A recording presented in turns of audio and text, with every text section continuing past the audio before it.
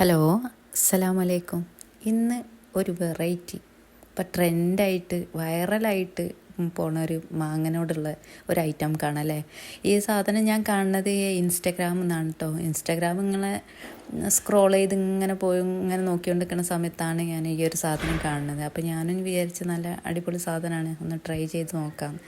അങ്ങനെ 3 മാങ്ങ എടുത്തു, നീളത്തിനരിഞ്ഞു. അതിലേക്ക് നല്ലോണം പുളി പേസ്റ്റാക്കി എടുത്ത്, പിന്നെ കാരക്ക നല്ലോണം വെള്ളത്തിലിട്ട് കുതിർത്തി ആ ഒരു പേസ്റ്റ്, പിന്നെ ഉപ്പ്, പിന്നെ കുറച്ച് വിനാഗിരി, പിന്നെ നല്ലോണം വെളിച്ചെണ്ണ ചൂടാക്കിയെടുത്ത് അതിലേക്ക് ചെറിയ ജീരകം, പിന്നെ ഒരു നുള്ള് മഞ്ഞൾപ്പൊടി, പിന്നെ കാശ്മീരി മുളക് പൊടിയാണ് ഇട്ട് കൊടുത്തത്.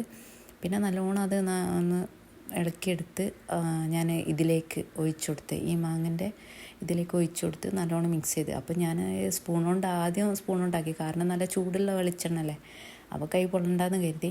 പിന്നെ നല്ലോണം കൈ കൊണ്ട് നല്ലോണം മിക്സ് ചെയ്ത്.